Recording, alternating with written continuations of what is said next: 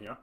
I was having some issues with Riverside. Hopefully it's now working. I'm trying to wait for some confirmation from the team. Seems like we now are live. So yeah, once again, sorry about that. It took a little bit of back and forth to get things up and running, but we are now good to go. So normally at this point I would say I'll give everyone a few minutes to join, but given we started a little bit late, I think we should just crack on. So welcome everyone. I am Craig Bradford, COO of SearchPilot, and today we're going to be running through this webinar on how to set good targets and increase your chances of actually hitting those targets. Feel free to introduce yourself in the chat. I'd love to know where everyone's from, and also feel free to ask questions. There will be time, hopefully, at the end to answer some of those. So let's get into it. One thing just to mention, this is going to be recorded and we will be sending out the slides and the recording probably tomorrow. So yeah, hopefully keep an eye out for that email. Right, let's get started. So we're also going to be, if you're on this webinar right now, you're going to be entered into the prize draw to get a pair of Apple AirPods. We'll do that afterwards once we check the attendees, and then we'll send out the winner probably tomorrow or the day after as well.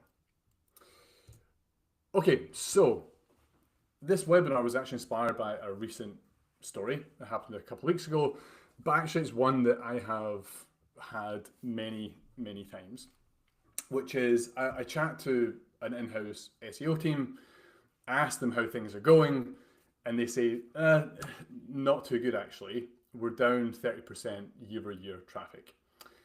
I then ask them what the cause is, they don't know, and then I ask them what the goal is for this year, and the number one answer is usually, we've set targets to get back to where we were before.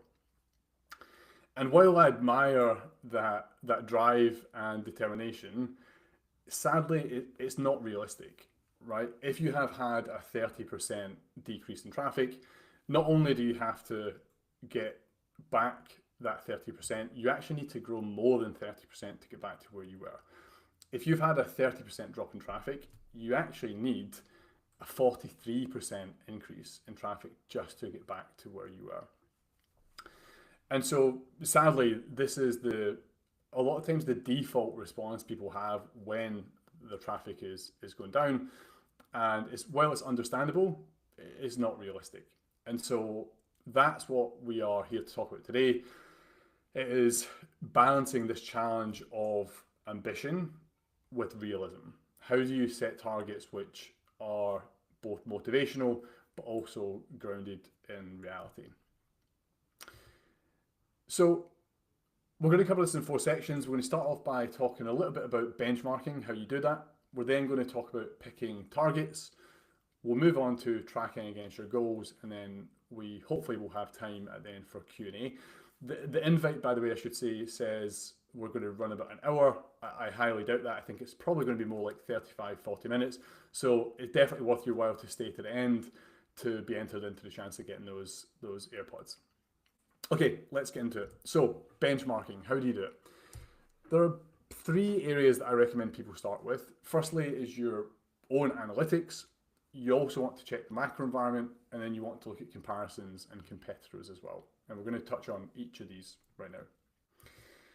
So when it comes to benchmarking, when people say the traffic is down 20% or 30%, whatever that number is, that alone isn't very useful. You have to be able to unbundle that and say which parts of your website are up and down. And then that can inform your strategy. So these numbers are all made up, by the way, and all of the numbers that you'll see today are made up unless I say otherwise.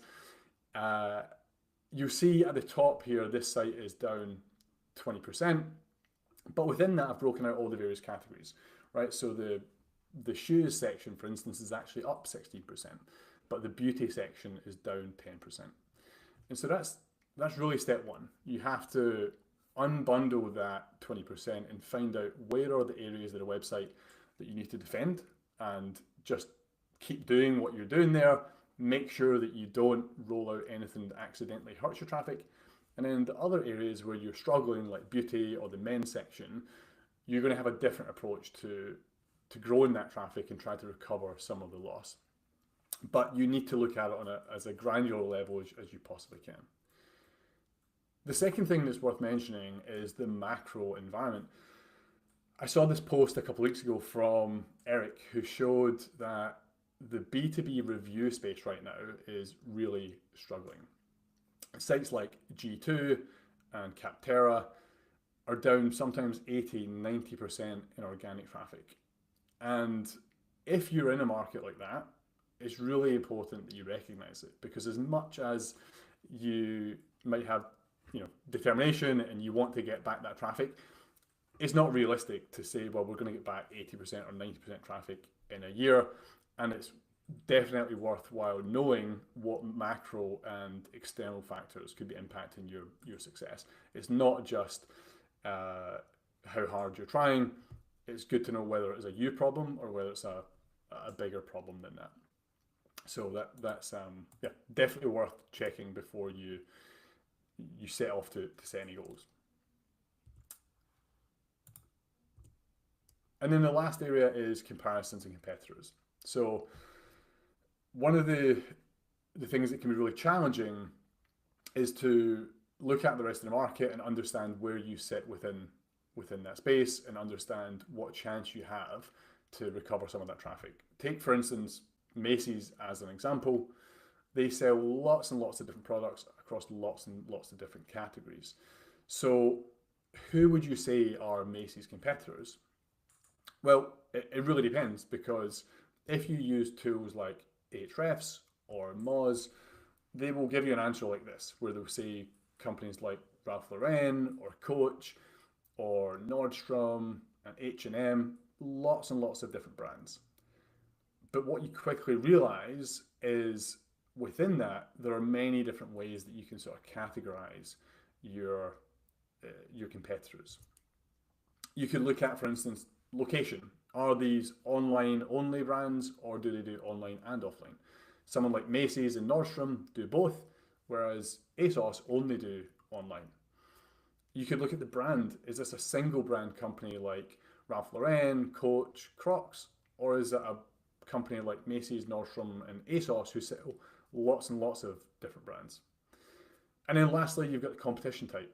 Is this a company that is across multiple categories? Are they on a single category like fashion or electronics?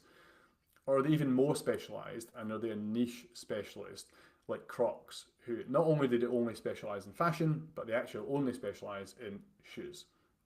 So when you look at it like this, it gives you a different lens to consider who your competitors really are.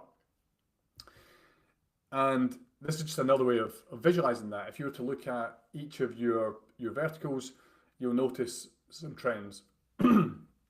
Excuse me, give me 1 second just to get a drink.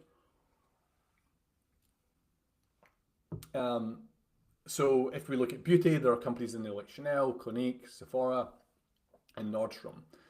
But as you go across the categories, you'll notice that companies like Nordstrom are across all of these different verticals, so they are horizontal competitors, whereas something like Chanel or Dyson only show up in a single category. And that's really important for doing your benchmarking, because you want to know who you're competing with, what resources they have, and what breadth and depth they are competing in. This is a great blog post by Tom Critchlow that I recommend reading. It's called Managing Expectations by Finding Good Comparisons. It talks through this process of how do you try and benchmark and forecast how much traffic you might get if you put a particular initiative in place and if you invest in something. So the reason why this is about comparisons and not just competitors is sometimes there may not be a competitor. The example Tom gives is a company, I believe it's a pet website, who decides to also get into pet insurance. their traditional competitors aren't in that space. And so they can't just go and look at how they've managed to do it. So instead, what you need to do is go find other websites which are of a similar size, similar revenue, similar number of staff, and try and get a sense of, okay, is this the type of results that we can expect? And how much would we need to spend in order to get similar results? And over what sort of period might that take? And so highly recommend this. It's a great resource to help you out when you're doing these sort of investment plans. But let's go through a real example with some data. And when I say real example, this is real data from Ahrefs. It's not that Macy's are a customer of SearchPilot, just to make that clear. So the data I've got here is for one section of Macy's, which is for their makeup and perfume section. And as you can see, their traffic has decreased from around 280,000 sessions to 148,000 sessions. And the reason I've used January as the endpoint here is I took these screenshots early February, and so it wasn't a complete month yet. So that's why it's not quite 2 years, but it's almost a 2-year period. So that's what we're looking at. What that means is that is an annualized decline of almost 30% for this section of their site, which is a big drop, obviously.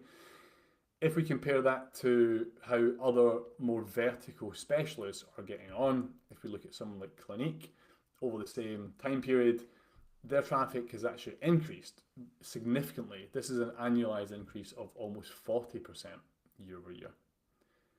Similarly, if we were to look at Sephora, they've also increased from around 5.8 to 6.8 million, which is around about a 9% annualized increase. So 3 different companies, 2 vertical specialists. One is Macy's, who is across multiple categories. And so why are we looking at this? Well, the reason I like to do this is it gives you a sense of what can you expect in terms of growth rates if you are not a specialist. So we know that companies like Sephora and Clinique, they are specializing just in beauty, whereas someone like Macy's or any other retailer who's going across multiple categories, they don't have the same level of resources and focus on a single sector. And so that can act as sort of an upper and lower boundary for what you can expect in terms of growth rates. I like to talk about this quote from Gerald Weinberg, who talks about the law of strawberry jam, who says, the more you spread it, the thinner it gets. And that's exactly what you see with big retailers like Macy's or anyone else who's trying to go across multiple categories. It's not realistic to try and get the same level of growth as the top performers in those vertical specialists, because you are spreading your resources across multiple areas, and it's going to get thinner and thinner the more you do that. And so that's why I like to look at not just horizontal competitors, but vertical competitors, because it gives you an extra sort of dimension to look at what is the upper and lower bounds of that. So now that we've done that sort of benchmarking exercise, the next stage is to try and set your actual targets and pinpoint what you want to aim for. But before we get to that, I just want to take 5 seconds of your time to quickly introduce you to SearchPilot if you're not familiar, and also offer you something that I think is really exciting. So SearchPilot, what we do is we work with some of the biggest companies in the world to run their SEO testing program. You can see some of the logos we work with there, companies like Petco, M&S, Skyscanner, and many more. And what that allows us to do is prove the value of the changes that these companies are making from an SEO perspective and connect revenue to traffic. And so what we do when we initially start working with customers is we offer these Discovery Day programs where we will come in and talk with your SEO team. Sometimes we bring in product teams as well, and we will do a deep dive on what an experimentation program could look like for your company. And if you would like to book one of these sessions, you can do a few things. You can either click on the link which is on screen right now, you can visit the bit.ly link, or you can scan the QR code. But the idea here would be if you're a large retailer who wants to get a testing program up and off the ground and you're not doing it at the moment, we use this framework of an SEO testing maturity model. And we would come in, we'd work with you to figure out what stage of this SEO testing maturity curve you're at. We would cover a lot of the SEO testing foundations. We would share relevant insights to your industry and share tests that we've seen be positive in the past. We'd also talk about how you can integrate that with an existing testing programs. Often the companies that we work with have a user testing program already, and it's important that we can connect up with that and make sure that we are integrated. And then finally, you would leave that session with an actionable roadmap that you can have a clear set of next steps to understand what you need to do to move up that maturity curve. So if you're interested in doing one of these sessions, it's completely free with either myself or Will Critchlow, the CEO of SearchPilot. Click on the link and we will book you in for an initial 30-minute discussion where we will talk about what that could look like and whether or not it is relevant to you. Okay, so that being said, let's now get into how we set the actual targets. So the first thing to mention is we need to talk about depreciation for a second. If anyone saw this webinar from Will, you will know what I'm about to talk about. If you've not, I recommend watching it or reading the blog post. But essentially, the issue is that a lot of people, by default, assume that if you grew, say, 10%, 20% last year, when you go to make your plans for this year, you sort of just assume that that is going to happen. And we would argue that that is not true. And I think as an in-house SEO person, you should also argue that it is not true, because if, for instance, you take paid channels, if you were to turn off your paid channels tomorrow, your traffic would obviously immediately drop off. But that wouldn't happen with organic traffic, right? If you just somehow got rid of your whole SEO team tomorrow, your traffic wouldn't suddenly drop off a cliff. It would take time, but it would decline over time. And so there is an aspect of depreciation. And so it's important that when you are calculating the ROI from your testing program, that you don't just look at your year-over-year performance, because that is going to undersell the total value of the gains that you have accumulated over that period. So if we look at this image from Will here, this sort of explains it quite clearly, where in the red you have this estimated depreciation factor. The dotted line is the gains that you've probably made that year, but ultimately this green line is what your year-over-year performance looks like, right? And maybe that's up, say, 10%, but actually your true ROI should take into account this depreciation as well, because that is what you've had to still maintain this year. You don't just get that traffic for free. You have to beat your competitors who are constantly trying to copy you and try things and outrank you. And so highly recommend taking a look at the full presentation by Will, who goes into this in a bit more detail and shares some real data, real case studies that will explain this a lot more. But what we have at this point is an idea of your historical performance by category. You've hopefully done some benchmarking of your horizontal and your vertical competitors, and you've now estimated some sort of depreciation factor that might be taken into account as well for your testing program or your SEO program. So next is to try and turn that into tangible results.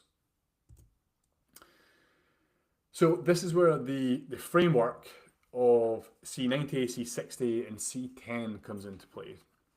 And this is actually taken from SaaStr by a guy called Jason Lemkin, who uses this as a financial modeling plan, but I've adapted it for SEO purposes.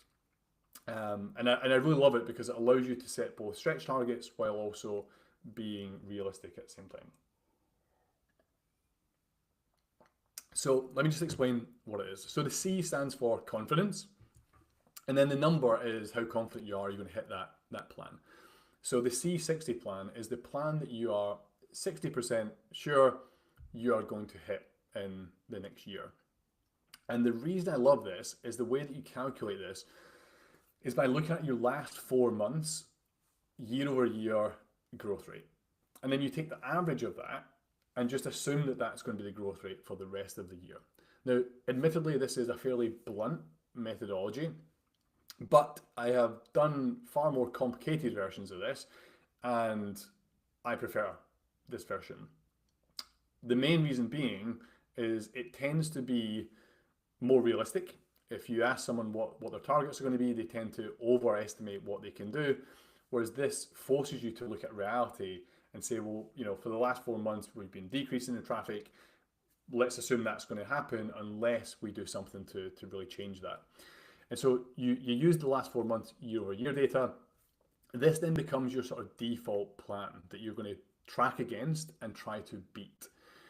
This can be good enough for hiring against and making investment decisions against, and all your team goals should be set against that as well. So as an example, if we were to look at that Macy's section again, sadly, the C60 plan for this section of the website would be minus 56% because that's what it is down for the average of the last 4 months. You then take that plan and make a more pessimistic plan. So the C90 plan is the plan that you are 90% sure you can hit, even in a bad year, right? So even if there were macro trends, Google updates, things that are out with your control, you're 90% sure that you would still hit this. And the way you do that plan is by taking your C60 plan and just taking an extra 10 to 20% off of those traffic numbers. And that's going to give you a plan which might not be exciting to look at, but you can use it as a very conservative plan for any budgeting and investments. It can be a plan that you're confident in even in turbulent times, but it's definitely going to be a plan that you are anticipating you will beat, right? So this is not what you're aiming for. It is ideally the worst case scenario. And then lastly is my favorite plan, which is the C10 plan. This is the stretch plan that you're going to try and hit. And you do this exactly in the same way. You take your C60 plan and you add 10 to 20% on top of that. Now, this by definition is an unlikely plan, but it should be hard and achievable. And this shouldn't, unlike the C60 plan, you shouldn't use this for any planning and hiring because by the nature, it's unlikely you will hit this. And you don't want jobs to be in the line, payroll to be in the line because you didn't hit some stretch target. But what I like about this is it gives you multiple options to track against and still be realistic, right? So you can have one eye on that stretch target. This can be particularly motivating while also having your C60 and C90 plan to track against as well. So once you have that, you can then drag that forward and make your forecast for the rest of the year, and it would look something like this. So you have these 3 levels of traffic that you're trying to hit, and you're going to track against that the rest of the year. Now, the sad thing is when you're in a situation like the forecast we just showed, sometimes even if you hit your C10 plan, you're still going to be below your previous year's traffic. And that can be a tough pill to swallow, to knock it out of the park and still be down year over year. But that is sometimes what is necessary. As I said in the beginning, it's very unlikely that you're going to recover 40, 50, 60% traffic in a single year. So sometimes you have to make these plans over multiple years to get back that investment. Most of the time, we're not looking at such a pessimistic view. This is what it would look like if you are having, say, a reasonable amount of growth, say 10 to 20%. What you end up with is something that looks like this, where you would have your C90 plan on the bottom. The green line is your previous year's traffic. So in this instance, 2024 traffic. your C60 plan is a little bit above that, and then your C10 plan is your stretch plan. And most of the time, this is what you'd be looking at unless your website is going through a really tough time. And so hopefully this is a bit more motivating to look at. Now, this does require some art and science. I don't know anything about the situation that Macy's was in for that one sector. There could be a million different reasons, not least that it's third-party data, so it could be completely wrong. But yeah, you are going to have to take those numbers and then say, well, do I want to add 10%, 20%, 30% to the C10 plan? Going up and down from the C60 plan, that is where the art comes into it. You might have some good reason to believe that you can grow more than 10 or 20% of the C60 plan, or on the flip side, if you're not getting any more resources on your team, or your budget's just been cut, there's reasons why you might decide to have an even more conservative view of that. So use that as your baseline, as your C60, and then adjust as necessary up and down. Okay, step 3 is to track against those goals. So once you have those three plans, how do you make sure you're on track? So I've actually given a whole webinar on this process called Drive Performance with these 4 disciplines for SEO teams. It's a whole process of setting good lag metrics, then lead metrics. I recommend going and have a look at that if you're interested. I'm now, for this presentation, just going to focus on the last part of that, which is how do you track against these metrics. So remember that your goal is to put things in place that gives you more chance of hitting the C10 plan than the C90 plan, right? Once you have these, it may or may not be motivating to look at the plans, but you can then decide to say, well, if my C60 plan is only growing 5% this year, what can I do to beat that and get closer to the C10 plan? And you're going to track against it, as you can see here. And obviously this is made up data because it goes into the future. But this scenario, I'm imagining that we are setting targets in the beginning of 2025, and then we're going to track against that every single month to see, are we on the C90, the C60, or the C10 plan? So the first thing you want to do to run this process is change the phrasing of your goals. So make sure that you phrase these goals as go from X to Y by date. So instead of just having a goal like increase your click-through rate or double the number of buying guides, you want to get as specific as possible. You want to say something like, we want to increase our PLP click-through rates from X% to Y% by the 1st of July 2025. Or in the content example, it might be go from 200 to 300 buying guides by September 2025. To flip back to the Macy's example, that might be something like go from 3,400 sessions a month to 4,500. And the colors there are showing you your 2024 numbers to ideally hitting the C10 plan. So once you have that, that is your lag measure. Now, the trouble with lag measures is they lag, right? You don't know until you get there whether or not you've hit it. And so it's not a good plan to only focus on that, because you're essentially looking in a rearview mirror, right? You're not going to know whether you're on track without having something else to measure against. And that's where lead measures come in. Lead measures are essentially bets, right? You're saying, we bet that if we do X, we will achieve that lag metric. And in order to set good lead metrics, there are 2 things I would recommend. One is they should be predictive of achieving the goal. And the second is they have to be influenced by the team. So if you're going to go set metrics and lead metrics for your SEO team, they have to be things which they can influence themselves and are predictive of actually achieving that goal. Now, there's 2 different ways you can do this. Well, at least 2 ways you can do it. One is to focus on outcomes. which are essentially mini lag metrics. So the team is accountable for the outcome of this mini lag metric, not necessarily how to achieve it. So an example of that might be, you might set a goal of going from X click-through rate to Y click-through rate, but you're not going to tell the team how they do that, right? You're just going to hold them accountable to the result, the click-through rate percentage. The other type you can do is to focus on the actions themselves. So the team is accountable for doing the thing rather than the result. So that might be you're going to say, all right, we are going to update the content on our product pages, three pages a day, 10 pages a day, whatever that number is, and you're going to measure the team against making sure that they always do that week in, week out.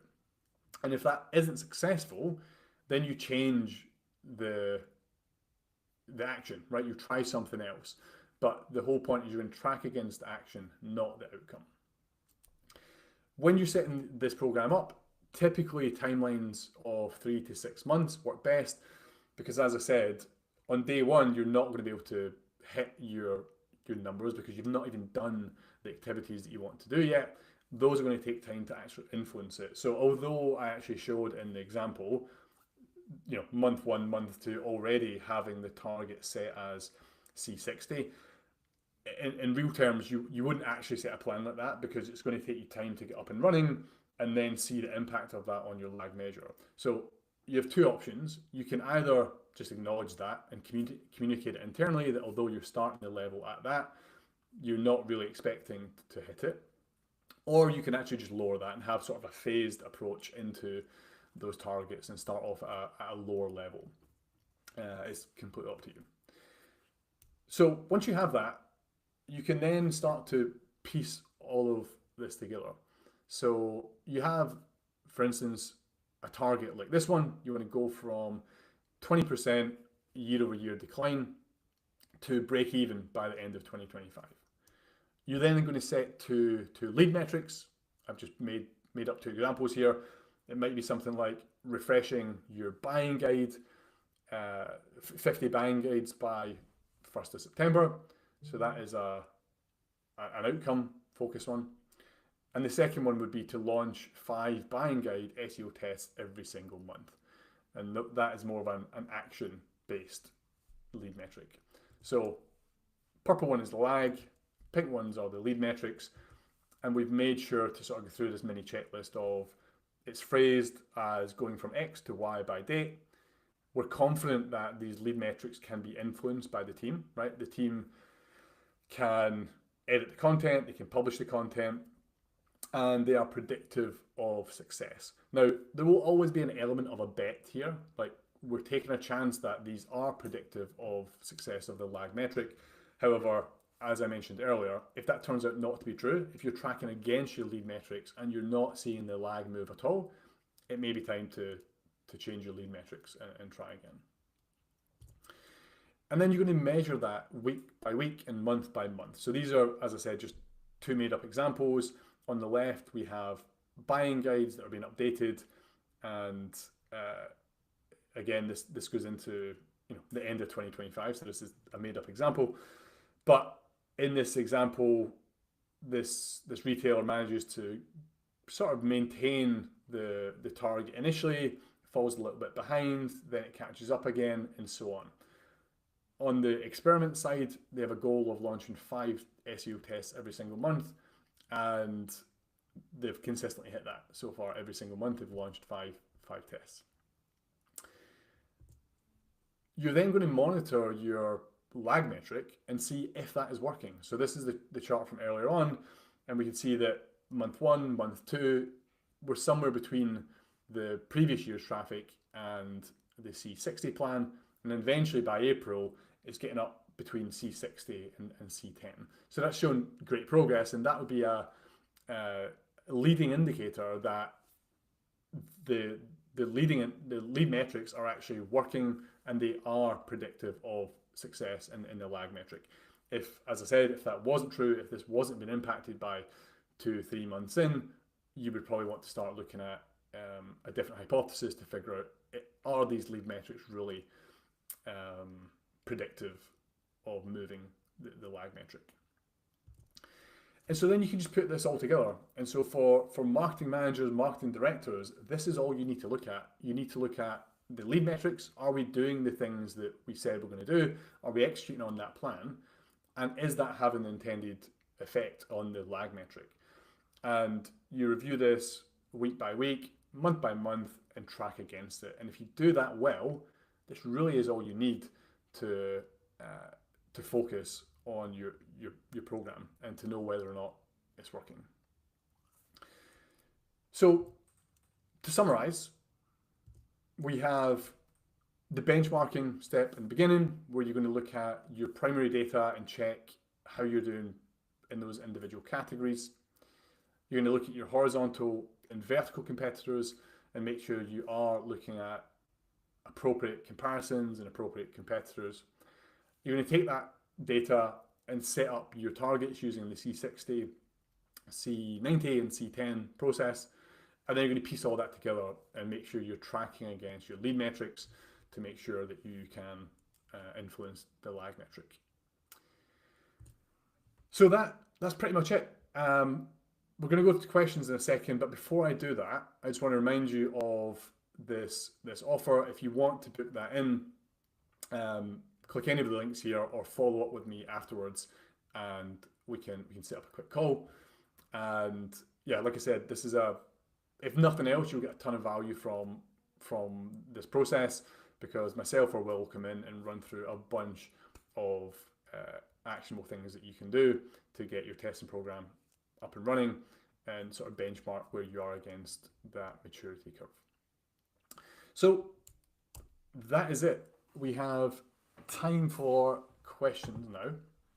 So feel free to drop them into the chat, and I will just have a quick look through the chat and see what we have. Right. A couple of people have asked whether or not the slides are going to be shared. Yes, they will be.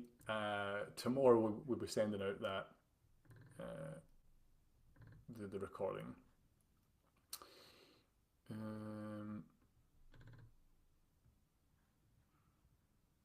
Let's see.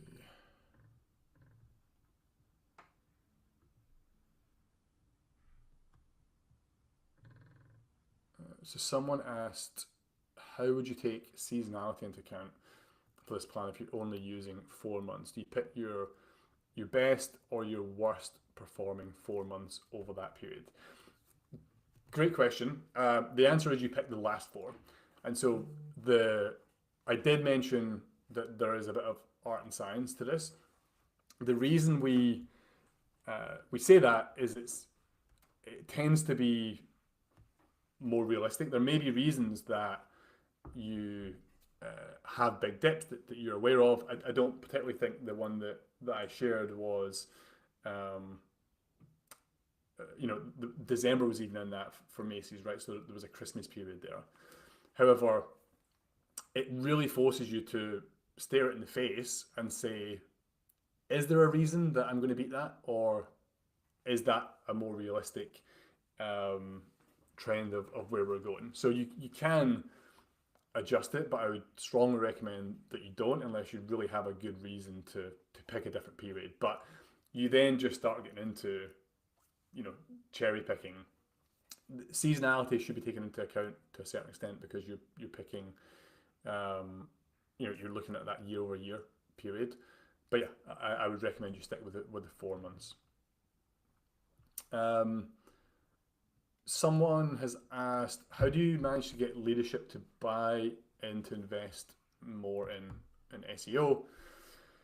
So for retailers, it tends to be, I wouldn't say easy, but it is easier than certain other markets, because it's so close to revenue. And we've spoken before on other webinars about step one, and again, this Will and I talk about this when we run these sessions with teams. Step one is you really have to understand, where are you on the measurement maturity curve? Can you connect traffic to dollars? If you can, it's relatively easy to make a business case for why you should be investing more in certain areas, because you can say, if we do X, we'll get back Y dollars. I'm also slightly biased.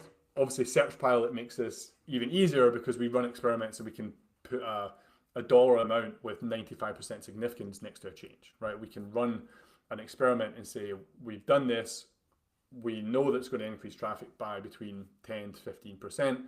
And if you can connect that to revenue, you can put a price against that and get the budget for it.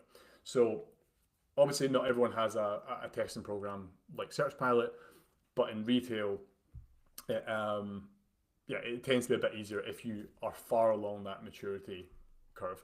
If you're not, then step one is try and get further along with your analytics to make sure you can connect traffic to revenue. Someone has asked, this is a very test specific one, but what is the baseline traffic per day, per week, per month for running tests? So typically I'd say around 30,000 sessions per month. So you need 15,000 to the control, 15,000 to the variant, but it really depends on the number of pages you have. If your website just has that, I would say, you're going to struggle to run a lot of tests. You might only be able to do one test a month. So yeah, typically SEO testing works best for very large templated websites with thousands of pages and millions of sessions and organic traffic.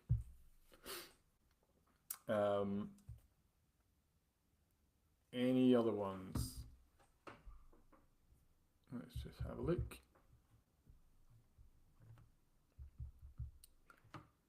Feel free just to drop them in the chat.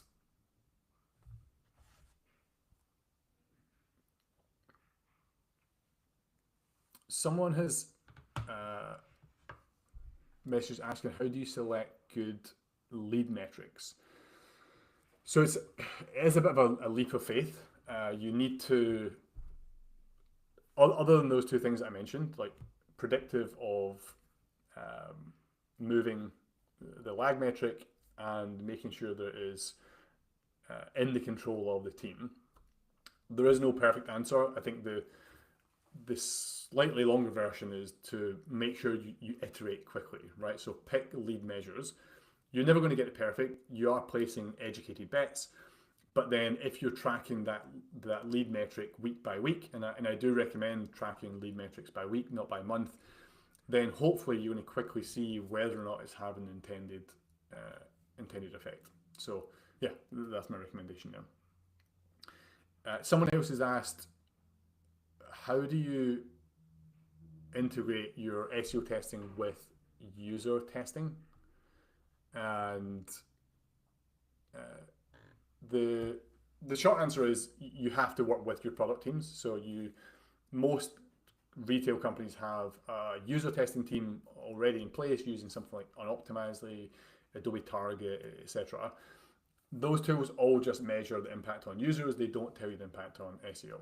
And so when we work with companies to integrate SEO testing, we have to work with that team to get a shared understanding of what are the tests on their side that could be impacting SEO and other tests on the organic side that you want to try, which could be impacting users as well. And so you end up with a bit of a shared roadmap. And then we use another framework called RACI. I'm not sure how many people are familiar with it, but that's RACI, and it stands for Responsible, Accountable, Consulted, and Informed. And so the idea is, depending on what the type of change you're going to make, there will be different stakeholders that need to be either responsible for that, consulted,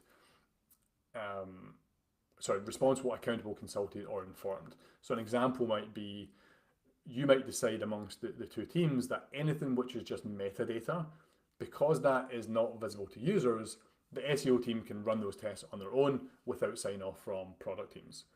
On the flip side, if you're going to run a test which impacts your users, then you're going to have to at least consult the product team, and more often than not, they will usually be accountable for that and they will have the final sign-off. So communication, as with a lot of these things, is the answer. But yeah, it's something that we do a lot.